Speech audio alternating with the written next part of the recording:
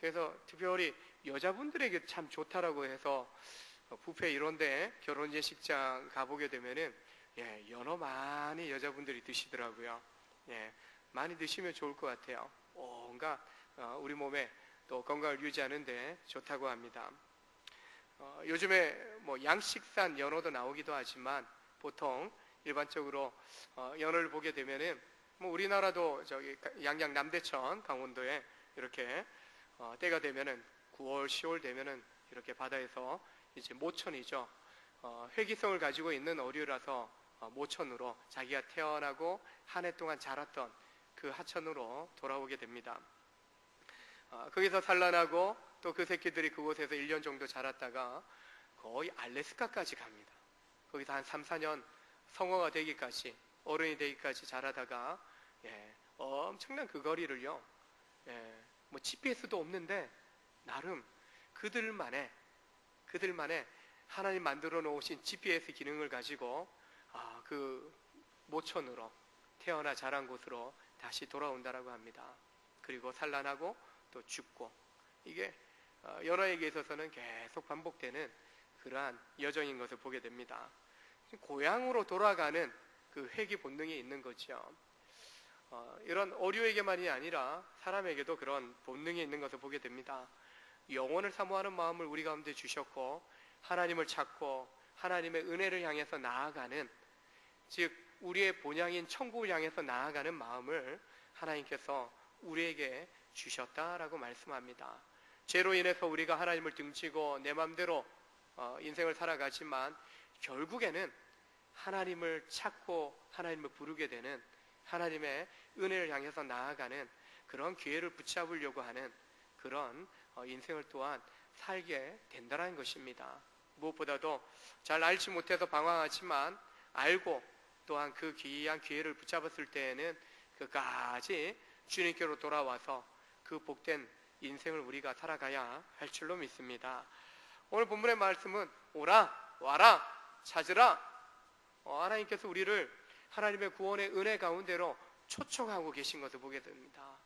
신약의 요한복음에도 와보라, 예수님이 초청하시는 말씀을 하는데, 이 구약 이사야서 55장에서는 바로 오실 메시아에 대한 그 이야기를 50장부터 쭉 이야기하면서 여기 와서는 목마른 자들아 와라, 사라, 찾으라. 하나님께서 택한 백성들을 초대하시는, 초청하시는, 초청장을 이렇게 내미시는 그런 말씀으로 우리 가운데 주고 있는 것을 보게 됩니다. 목마른 자들아 와서 물을 사라. 이 물은 구원을 이야기합니다. 구원을 얻기를 갈망하는 모든 사람을 향하여 구원의 초청을 하나님께서 하고 계신 것입니다. 특별히 이 구원의 은혜를 소유하는데 값없이, 돈 없이, 1절 보니까 돈 없는 자도 와라. 와서 사 먹되 돈 없이 값없이 와서 포도주와 젖을 사라 라고 말씀합니다. 세상 살아가는데 돈 없어도 나 잘 살 수 있을 것 같은 분 계십니까? 안 되는 것 같아요. 요즘 모든 게 돈으로 통합니다. 돈이 있어야 먹을 거 삽니다. 돈이 있어야 옷을 삽니다. 돈이 있어야 집도 사고, 또한 뭐 못 사더라도 전세라도 얻고 월세라도 얻고, 뭔가 돈이 있어야 모든 일상의 삶들을 우리가 다 살아가게 되는 것을 보게 됩니다. 돈이 많을수록 좋다라고 이야기합니다. 많이 가질수록 더 행복하다라고 이야기합니다. 그래서 사람들이 돈을 그냥 신처럼, 돈을 하나님의 자리에 딱 놓고 신처럼 숭배합니다. 돈 없으면 안 되니까 돈이 내 인생을 좌우하는 거야. 돈의 인도함을 받고 살아가려고 하는 그런 삶을 살아갑니다. 근데 하나님은요, 구원을 사되 돈을 지불할 필요도 없고 그것을 거저 주시겠다, 거저 사라라고 말씀합니다. 돈으로 모든 가치를 사람들은 판단하고 있는데, 그리고 돈 중심으로 판단하다 보니까 비싸야 가치가 높은 것으로 그렇게 여깁니다. 백화점에 가서, 그리고 마트에 가서, 일반 시장에 가서 똑같은 물건을 보는데 백화점 게 더 비싸요. 더 가치 있는 것으로 여기고 백화점 물건을 삽니다. 쓰는데 별로 불편함 없이 똑같은데, 모양도 기능도 똑같은데 백화점 게, 물론 명품 마크가 이렇게 붙여 있는 그 것도 있기 때문에 더 인기가 있기도 하지만 비싸야 가치가 있는 것으로 그렇게 여깁니다. 그러다 보니까 반대로 값없이 얻을 수 있는 것에 대해서는 가치 없는 것으로, 오늘 와서 사라, 값없이, 돈 없이 와서 사라, 야 이거 별 볼일 없는 거 아니야? 아무런 가치 없는 거 아니야? 어떻게 거저준다는 말이야? 공짜야? 여러분 핸드폰, 스마트폰 이제 공짜폰. 근데 이게 공짜폰이 아니라 할부폰이죠. 할부폰. 예, 빚지고 사는 거죠. 물론 가끔 보면 별로 원하지 않는 폰 같은 경우 진짜 공짜로 다달이 계약된 금액만 내면 되는 것이 나오기도 하는데, 내가 원하는 것을 산다라고 할 때는요, 예, 공짜폰이라고 선전하지만 할부폰이죠. 할부폰. 다달이 약정 기간 동안에 그 금액을 꼬박꼬박 빼가는 것을 보게 됩니다. 공짜다, 가치 없는 거 아니야?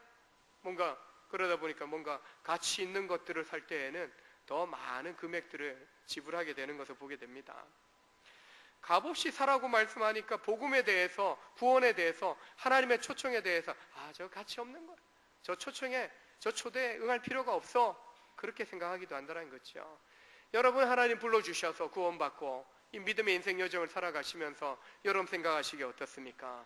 하나님의 구원이 가치 없습니까? 아무것도 없습니까? 별 볼일 없습니까? 아니죠. 그렇지 않습니다. 하나님 우리를 초대하시고 하나님 우리 가운데 약속하신 이 구원은요, 사람들이 얻을 수 없어요. 내 힘으로, 내 노력으로 붙잡을 수 없는 거예요. 값을 매길 수 없으니까 값없이 주시겠다고 합니다. 예?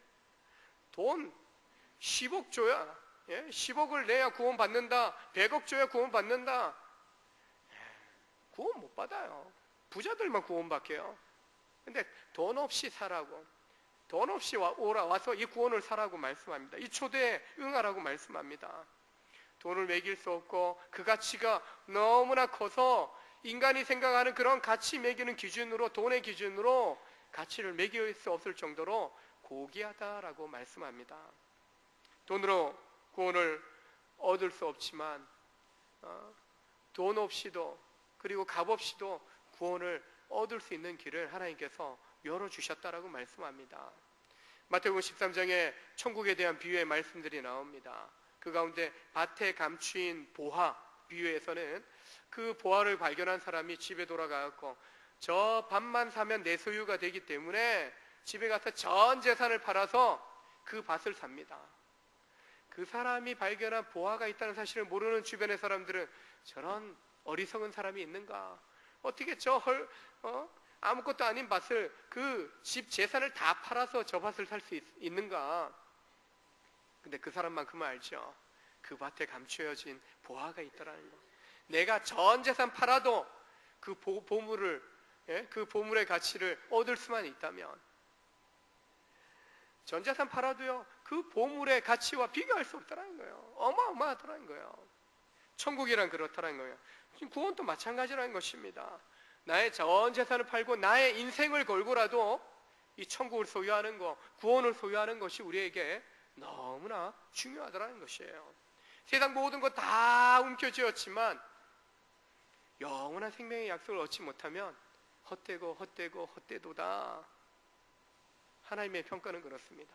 세상 거 다 잡았냐? 그거 헛된 거야. 오늘 2절의 말씀을 볼 때에도 분명하게 말씀을 합니다. 2절의 말씀을 한번 보십시오.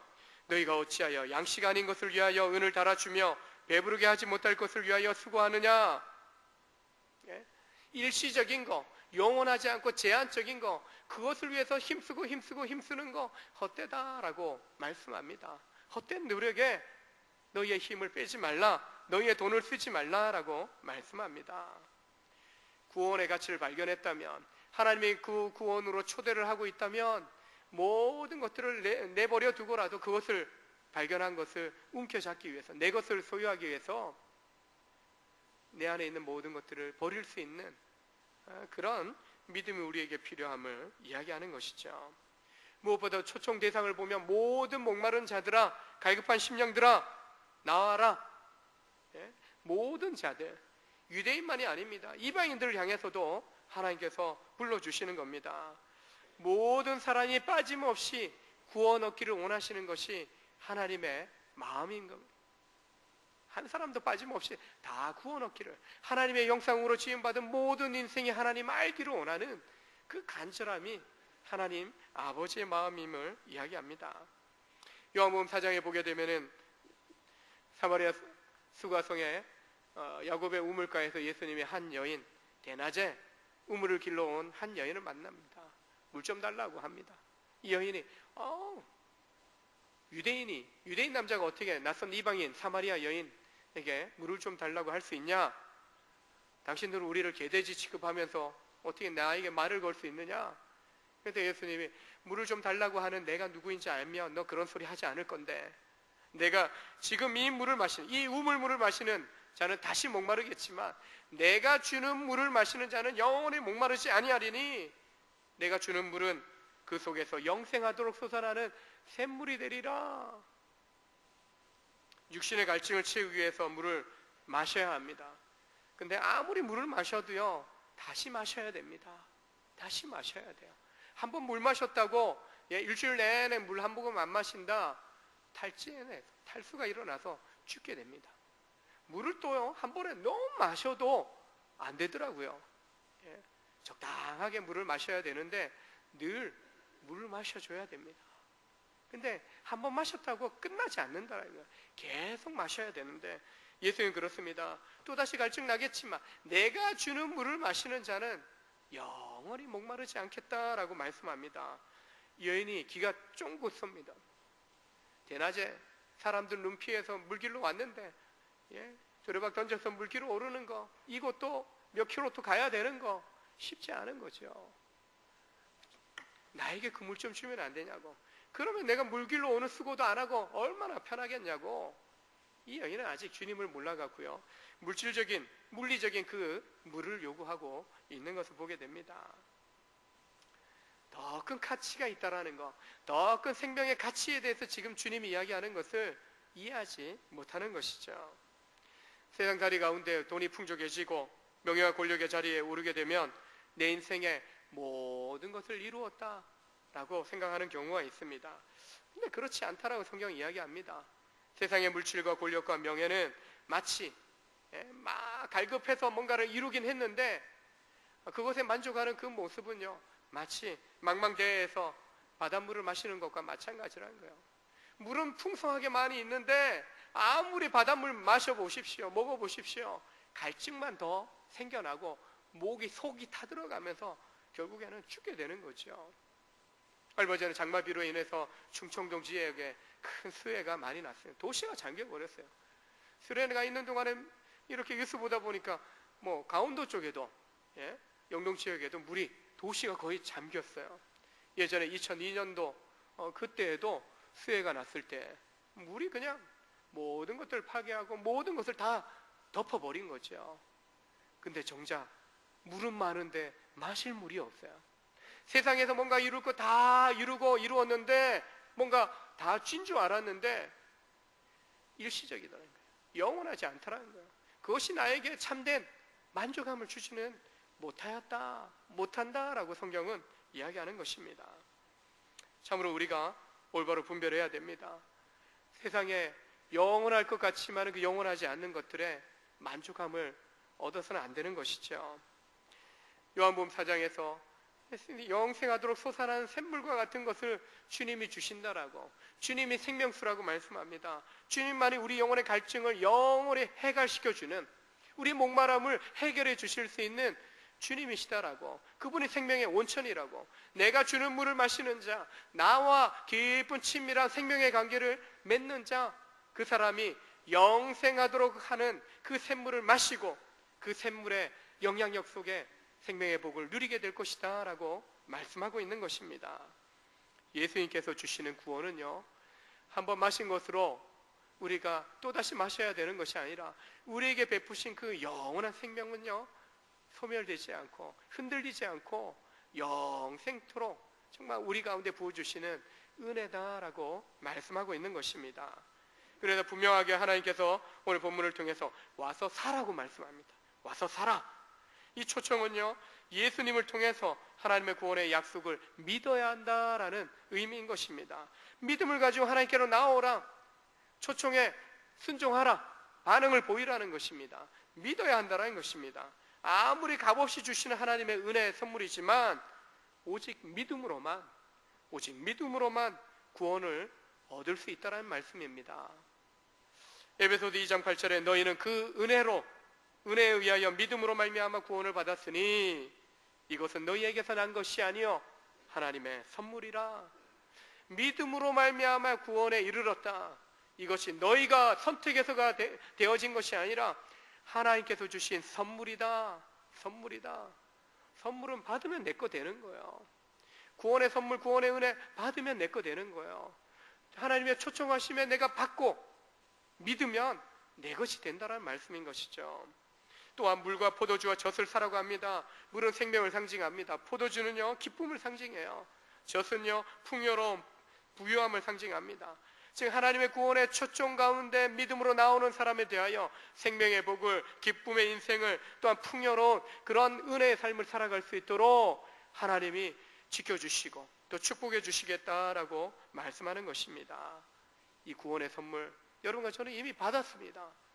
받았고요, 날마다 하나님 앞에 나아가서 이 기쁨을, 이 생명을, 또 이 풍성함을 누릴 수 있어야 할 줄로 믿습니다. 이스라엘 백성들 가운데 이사야 선지자를 통해서 주시는 말씀이에요. 하나님 축복하시겠다 약속 주셨지만 떠나버렸어요. 제멋대로 살아가요. 불순종했어요.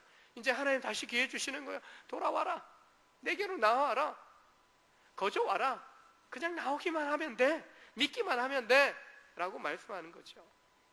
그리고 너희를 위해 예비된 이 생명의 복을, 이 기쁨의 인생을, 이 풍성한 은혜의 삶을 너희가 누렸으면 좋겠다라고 초대하시는 그 목적을 밝혀주시는 것입니다.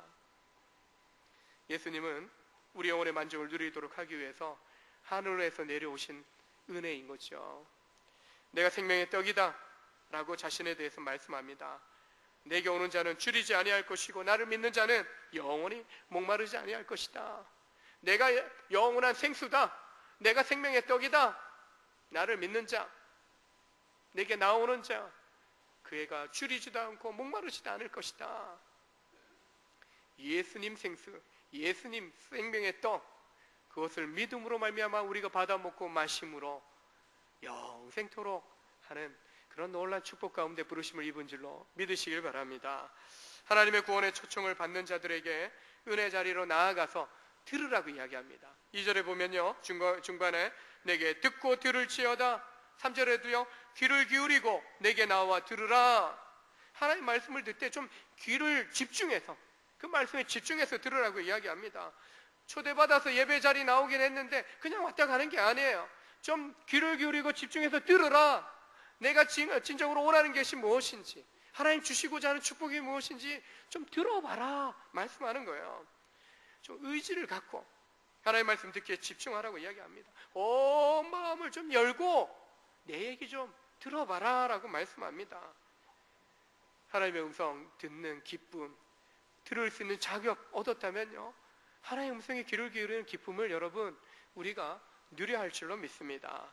더불어서 말씀을 제대로 들을 때, 초청받아서 나와서 주님의 음성에 귀를 기울일 때 축복이 있다라고 이야기합니다. 좋은 것을 먹을 것이며 기름진 것으로 즐거움을 얻으리라. 물과 포도주와 젖을 사라. 영원한 생명의 축복을 주시고 완전한 기쁨을 주시고 넘치는 풍요로움을 주시겠다 했는데 그 기쁨, 그 즐거움을 누리게 될 것이다 라고 말씀합니다. 또한 3절에 보니까 너희 영원히 살리라. 너희의 영원히 살고 영원한 언약을 맺어주신 그 은혜가, 그 언약이 확실한 은혜가 될 것이다 라고 말씀합니다. 다윗을 통해서 다윗의 자손으로 오신 그 메시아를 통해서 너희에게 약속된 이 영원한 생명의 언약이 확실한 은혜로 너희 가운데 부어질 거다, 너희의 삶 속에 새겨질 것이다 라고 말씀하는 것입니다. 하나님께서 구약에서 이스라엘 백성과 언약 맺으실 때 그래요. 남편과 아내의 관계, 하나님과 백성의 관계로 언약을 맺으십니다. 순종하면, 주의 말씀을 듣고 순종하면 그들을 보호하시고 축복하시겠다라고 약속합니다. 근데 떠나갑니다. 불순종합니다. 결국은 징계받습니다. 근데 하나님은요, 영원한 징계 가운데, 멸망 가운데 버려두지 않으십니다. 다시 지금 불러주시는 거예요. 다시 나와라, 내게로 오라, 좀 나를 좀 찾아라, 부르라. 그러면 다시 보호해주고 축복해 주시겠다라고 말씀하는 것입니다. 한결같은 구원의 소망을 결코 변하지 않는 구원의 놀란 약속을 우리 가운데 선물로 주셨고, 이게 너 선물이야 내어주셨는데요, 뜯어보지 않으면 그건 진정한 내게 선물이 되지 않는 거죠. 하나님 내게 주신 그 구원의 선물이 어떤 놀라운 능력이 있는지 좀 풀어봐야 돼요. 하나님 구원의 선물이 어떤 건지 이 성경을 통해서 부어주시고 약속해 주셨는데, 좀 이 말씀을 통해서 읽고 묵상하면서 지켜 행하면서 그 선물의 내용들이, 가치들이 어떤 것이 있는지 우리가 이 말씀 속에서요 찾는 거죠. 그리고 발견하는 거죠. 그리고 그 선물의 능력들을 우리가 누리는 거죠. 그러니까 들으라고 하시는 겁니다. 이 말씀 안에 머물라고 합니다. 그리고 말씀에 순종하게 될 때 우리 가운데 신실하게 그 약속을 이루어 주시는 하나님을 보게 될 것이다 라고 말씀하는 것입니다. 하나님 하면 저는 한 신앙생활하고, 중학교 때부터 신앙생활하고 한 대학 갔을 때 하나님 큰 은혜 경험하면서, 하나님 정말 신실하신 분이셔, 하나님은 신실하신 하나님이셔, 하나님 이미지, 내가 믿는 하나님은 많은 하나님의 이미지, 하나님을 표현하는 말들이 있지만, 내가 믿고 내가 은혜를 경험한 하나님은 신실하신 하나님이시다, 신실하신 분이시다라는 거예요. 그 신실하신 하나님 앞에 그 약속된 말씀을 보면서, 읽으면서 또 순종하면서 살아갈 때마다 나는 멈추고, 나는 넘어지고, 나는 아무것도 안 하려고 할 때가 많지만, 하나님은 늘 신실하게 약속하신 대로 지켜가시는 것, 이루어 가시는 것을 발견하게 되는 것이죠. 그 약속이, 그 언약이 확실함을 예수님을 통해서 보여주십니다. 예수님 실제로 오셔서 4절에 나오는 것처럼 만민의 증인이 되어주시고, 인도자가 되어주시고, 명령자가 되어주심으로 실제로 육신을 입고 이 땅 가운데 오셔서 성부 하나님의 계획을 보여주시고, 그 계획대로 십자가에 달려 죽으시고, 또 보혜사 성령을 통해서 인쳐주시고, 또 말씀을 통해서 이렇게 사는 것이 진정으로 하나님의 구원받은 백성들의 삶이야 라고 보여주시는 것이죠. 5절에 보니까요, 그리스도의 부르심을 받은 자만이 그 부르심 가운데 나아갈 수 있다 라고 말씀합니다. 유대인들도 부르심을 이미 선택을 받았지만 또다시 부르심을 받기 위해 하나님의 구원의 초청에 나아가죠.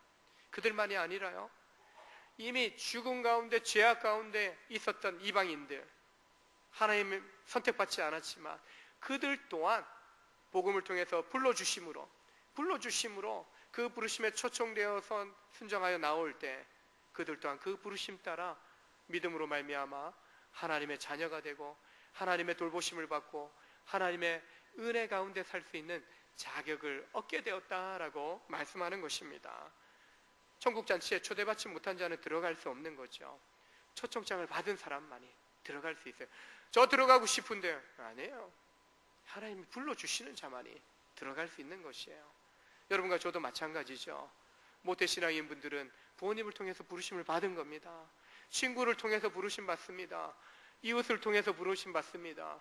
동료를 통해서, 또한 선배를 통해서, 후배를 통해서, 친구를 통해서, 우리 주변에 먼저 부르심을 받은 성도를 통해서 우리가 동일한 하나님의 부르심을 받은 것입니다.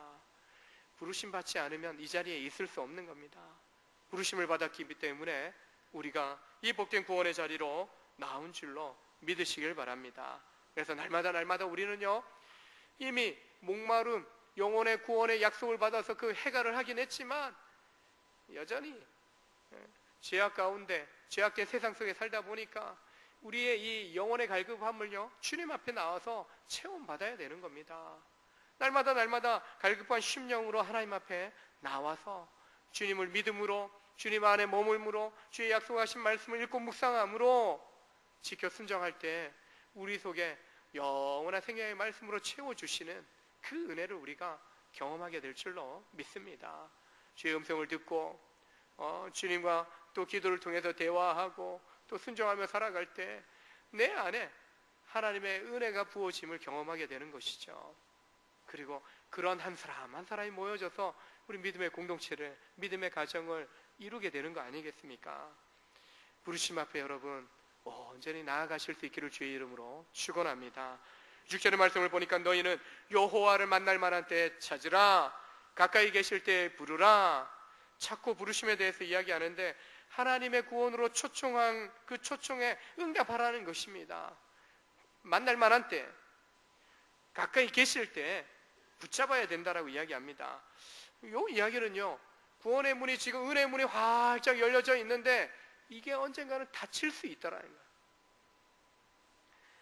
초청의 기간, 구원의 문을 열어놓고 초청의 기한이 시한부적으로 정해져 있다라는 거예요. 근데 우리가 알 수는 없어요. 근데 하나님이 열어놓으신 때가 있다면 또 닫으실 때가 있다는 거예요. 지금이 바로 하나님을 만날 만한 때, 하나님을 찾을 만한 때, 하나님의 그 부르심 앞에 온전히 나아갈 만한 때라고 이야기합니다. 백화점, 마트 큰 빅세일 한다 공고 붙일 때 이렇게 광고 나올 때 있지 않습니까? 1년 내내 하는 데는 이상한 데입니다. 예. 진짜 세일을 하는 데 가면은 일주일, 2주일 딱 기한을 정해놓고 이때 와야, 그리고 빨리 가야 좋은 세일을 하는 상품을 살 수 있는 거죠. 1년 내내 360을 그렇게 하는 데는 없습니다. 구원도 마찬가지입니다. 아직 구원의 문이 열려 있을 때, 하나님께서 구원으로 초청하고 계실 때 주저하지 말고 지금 그 초청에 응해야 된다, 그 부르심 앞에 순종해야 된다라고 말씀하고 있는 것입니다. 수많은 영혼들이, 여전히 우리 주변의 영혼들이 참 하나님 없이 살아갑니다. 절망의 인생을 살아갑니다. 뭔가 만족한 듯 하지만 그것이 결국에는 일시적이고 제한적이라는 것을 그들도 인생 속에서 깨닫고 있어요. 우리도 그 깨달음이 있기 때문에 복음을 듣고 복음을 믿고 이 은혜의 삶 가운데 나온 거 아니겠습니까? 우리는 영생을 바라보고 영원한 것을 또 소망하면서 살아가기 때문에 일시적인 것들이 얼마나 헛된 것을 아는 사람들이죠. 그래서 우리는요, 그들의 귀가 열리도록, 마음이 열리도록 정말 주님을 받아들일 수 있도록 그들을 초청할 수 있어야 됩니다. 누군가 나를 초대해 주었던 것처럼 나도 주의 이름으로 누군가를 초대하고 초청하고 은혜의 자리로 이끌어 나올 수 있어야 되는 것이죠. 하나님께서는 나라든 민족이든 또 한 사람이든 구원받을 기회를 주십니다. 은혜의 문에 들어갈 수 있는 기회를 주십니다. 출애굽 과정 속에서 10가지의 재앙이 애굽에 임합니다. 9번째까지의 그런 회개하고 돌이킬 기회를 하나님께서 계속적으로 주십니다. 돌이키고 또한 내 백성을 풀어주라, 그 명령 앞에 순종하기를 기다리신 거죠. 근데 9번째까지 그렇게 하지 않아요. 바로왕이나 그의 신하나 그의 백성들이 결국에 하나님께서 열어놓으신 그 은혜의 문을 닫으십니다. 그리고 그 땅 가운데 가장 그들로 하여금 두렵게 하는 장자의 재앙을 내리심으로 그 다음 차례는 내 차례인 거죠. 짐승들 새끼부터 첫 번째로 난 바로왕의 아들까지도 장자들을 다 죽이는 그 심판을 통해서 9번째까지 은혜의 문을 열어놓고 회개할 기회를 주셨지만 불순종하자 닫아버리시는 거죠. 닫아버리시는 거죠. 결국 오늘 6절의 말씀은요, 우리를 향하여도 이미 택함받은 백성이라도 헛된 곳에 마음 빼앗기고 엉뚱한 곳을 향하고 있는 우리의 인생을 다시 내게로 나오라, 하나님께로 나오라, 은혜를 향하여 나아가는 삶으로 초대하고 계신 것입니다. 이미 죽어 있는 영혼들은요 더 급한 거죠. 더 급한 거예요. 영생 소망이 있는 이 구원의 자리로 나아오도록 구원의 문이 열려있는, 은혜의 문이 열려있는 이때를 붙잡아야 된다라고 말씀하고 있는 것입니다. 그 부르심 앞에 나온 악인이라면, 그 길을 불의한 자라면 그 생각을 버리고 여호와께로 돌아오라. 그리하면 긍휼히 여기심을 받고 여호와께로 돌아오면 너그럽게 용서하시겠다라고 회개를 촉구하십니다. 그리고 그 회개한다면은 하나님 주시는 은혜가 있다라고 말씀하는 것입니다. 하나님은 아무리 악해도요, 아무리 불의해도 회개하고 돌이키는 사람에 대해서는 용서하시고 또한 은혜를 베풀어 주시는 분이십니다. 대신 하나님 앞에 서고자 한다면 완전히 좀 바뀌어져야 되는 거죠. 악한 자는 자신의 생활 방식을 좀 바꾸라고 이야기합니다. 불의한 자도 마찬가지입니다. 하나님 기뻐하시지 않는 그런 생각들, 계획들, 삶의 모습에 대해서 좀 바꾸라고, 청산하고 새로운 하나님 뜻에 합당한 삶의 자세를 가져야 된다라고 말씀하는 것입니다. 하나님과 함께 하다가 떠나갔던 백성들을 향해서 하나님께로 돌아오라고 초대하는 것입니다. 그리고 이방인된 우리에게도 돌아가야 될 영적인 고향이 하나님이심을 오늘 또한 이야기하고 있는 것입니다. 돌아가면 어떤 유익이 있습니까? 회개하고 죄악된 길에서 돌이킨 자들에 대해서 하나님을 만날 때 하나님의 긍휼하신 은혜와 용서를 경험하게 될 것이라고 말씀합니다. 모든 죄를 사함받는 은혜를 주신다라고 말씀합니다. 즉 죄로 가득했던 그 심령 속에 비워진 그곳에 이제 하나님의 영이신 성령이 채워지는 거죠. 하나님의 약속의 말씀이 채워지는 것이죠. 그리고 그 은혜로 살아가는 능력을 주신다라고 말씀하는 것입니다. 너그럽게 용서하신다로 이야기합니다. 이 너그럽다는 표현은요, 조금의 앙금도 없다. 너 예전에 나 안 믿고 네 맘대로 막 살아갔지. 내가 용서는 해주지만은 좀 기다려봐. 뭔가 뒤끝이 있는 그런 분이 아니시라는 거예요. 한번 용서하신 것에 대해 뒤끝 없이 깔끔하게 다 용서하시고 완전한 사랑, 완전한 용서로 우리 가운데 은혜를 베풀어 주신다라고 말씀합니다. 그 은혜 받은 자로, 그 부르심 받은 자로 진정한 하나님의 사랑을 힘입고 용서를 힘입고 날마다 하나님 앞으로 나아가는 여러분과 제가 되기를 주의 이름으로 축원합니다. 베풀어 놓으신 은혜의 자리, 구원의 자리, 우리가 그곳을 바라보며 나아가야 하는 것이죠. 복음성 찬양 중에 은혜로만이라는 그런 찬양이 있습니다. 은혜로만 들어가네, 은혜로만 선다네, 그분의 임재 가운데 오라 하시네.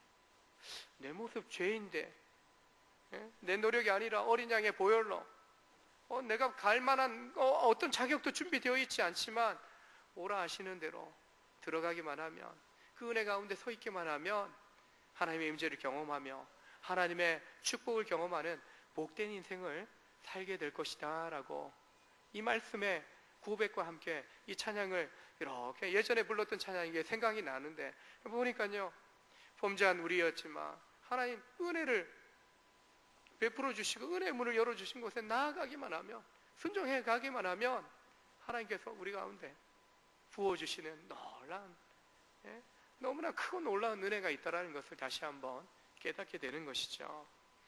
주님 앞에 은혜로 들어가시기 바랍니다. 은혜로 서시기 바랍니다.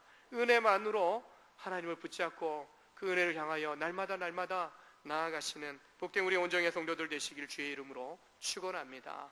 연어가 모천으로 회개하는 것처럼 어떤 죄악 가운데 있더라도 내가 돌아갈 본향은 주님이시다, 하나님이시다 라는 것을 기억할 때 결국에는 우리가 어떤 자리, 어떤 순간에도 주님 바라보는 이 믿음의 시선, 은혜를 바라보는 이 믿음의 시선들을 놓지 않는다면 결국에 우리를 품어주시는, 우리를 받아주시는 그 하나님과 동행하는 삶 가운데 그 은혜 풍성한 삶을 우리가 누리게 되고, 그 은혜를 또한 흘러보내므로 잃어버린 영혼들, 죽어가는 영혼들을 구원해내는 축복의 통로로 우리가 살아가게 될 줄로 믿습니다.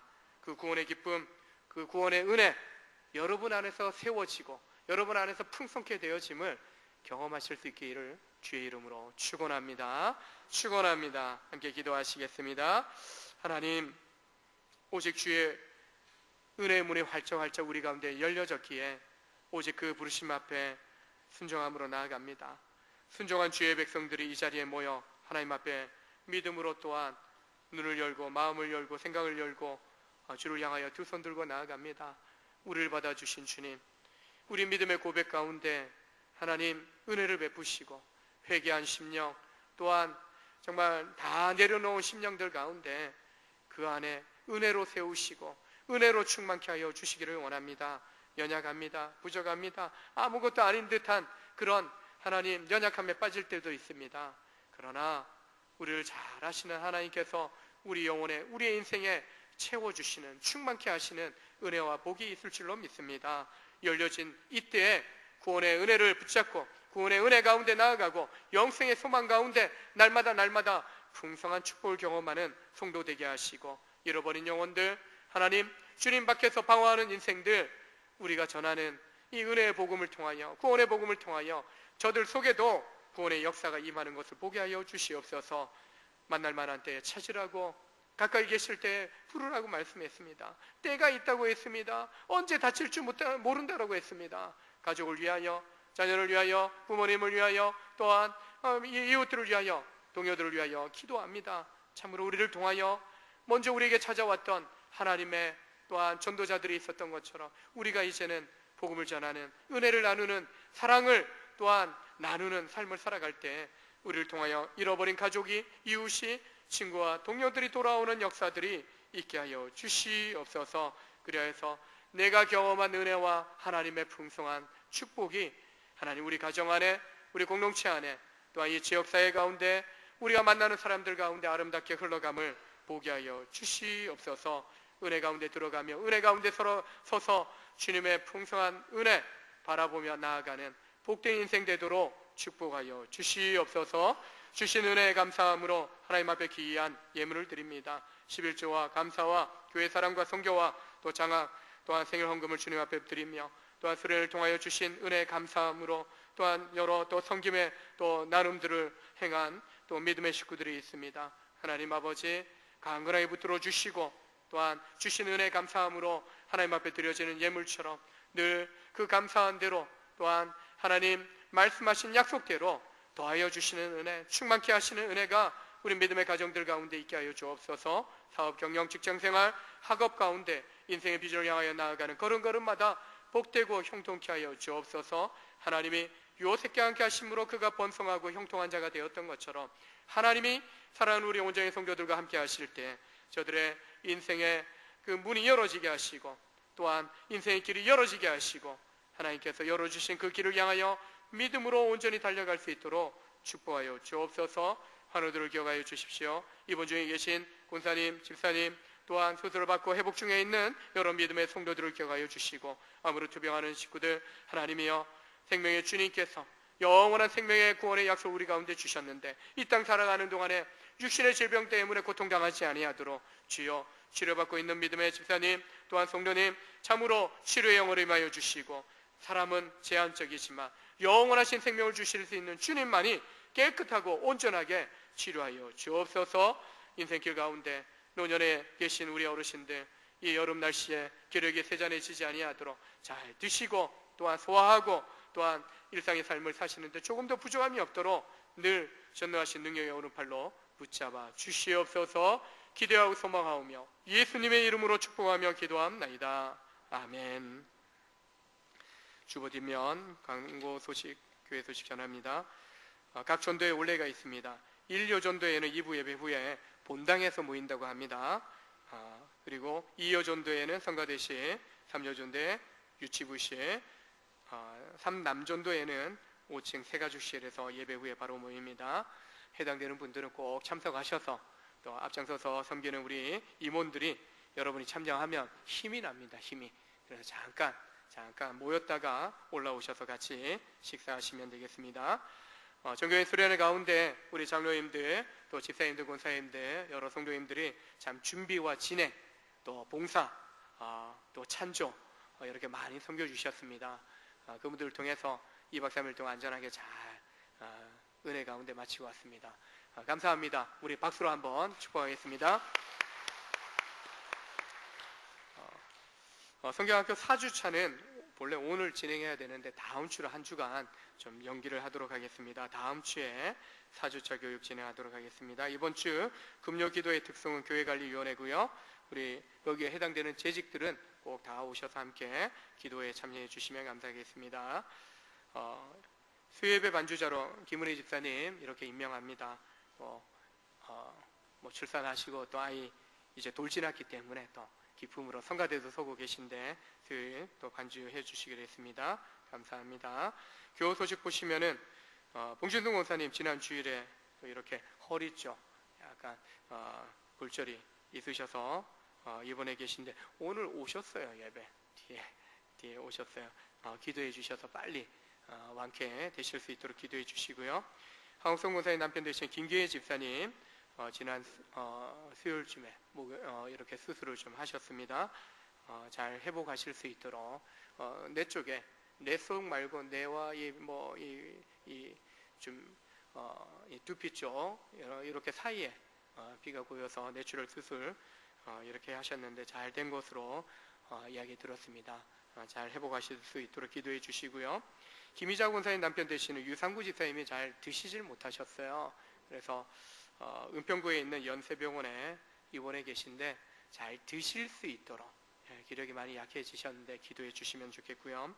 정광영 집사님 아내 되시는 권명애 성도님 이렇게 좀 부인과 쪽으로 수술해서 태교로 쪽에 있는 제1병원에 입원해 계신데 내일쯤 아마 태어날 것 같아요. 그래서 기도해 주시고 또 잘 회복할 수 있도록 여러분 챙겨주시면 감사하겠습니다. 제가 이번 주간은 그 휴가로 보내는데 딴 데는 못 갈 것 같고요. 모든 예배 이렇게 섬기면서 있는데 다른 신방 스케줄 안 잡고 긴급한 신방을 연락해 주시면은 제가 신방하고 특히 입원하는 것 하는 경우에는 꼭 연락 주시고 또 신방은 갈 테니까 별다른 것들 없이 이렇게 좀 여기 정릉에 있을 겁니다. 그래서 이렇게 한 주간 그냥 특별한 신방 스케줄을 안 잡고 제가 보낼 거니까 기도해 주시면 좋겠습니다. 다른 광고 없고요. 우리 다 같이 일어나셔서 524장 함께 찬송하도록 하겠습니다.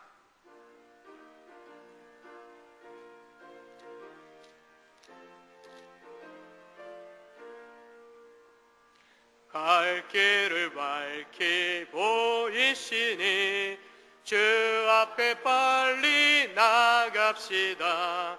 우리를 찾는 그 주 예수 오더라 하시네. 죄악 벗으리 영혼을 기뻐 뛰며 주를 보겠네. 하늘에 계신 주 예수를 영원히 섬기리. 우리를 오라 하시는 말 기쁘게 듣고 순종하세. 그 주를 믿기 지체 말고 속속히 나가세. 죄악 벗으리 영혼을 기뻐 뛰며 주를 보겠네. 하늘에 계신 주 예수를 영원히 섬기리. 주 오늘 여기 계시오니 나와서 주의 말씀 듣세. 듣기도 하며 생각하니 참 진리시로다. 죄악 벗으리 영혼을 기뻐 뛰며 주를 보겠네. 하늘에 계신 주 예수를 영원히 섬기리. 아멘. 오늘 3부 예배는 우리 이스라엘에서 선교하시는 이종희 선교사님, 우리 협력 선교사님이신데 오늘 3부 예배 때 이종희 선교사님 오셔서 말씀 증거해 주시겠습니다. 기도하시겠습니다.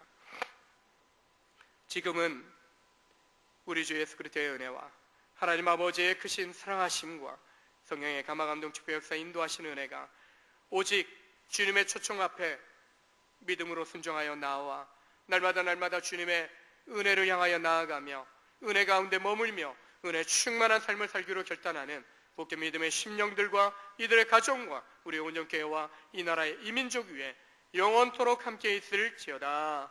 아멘.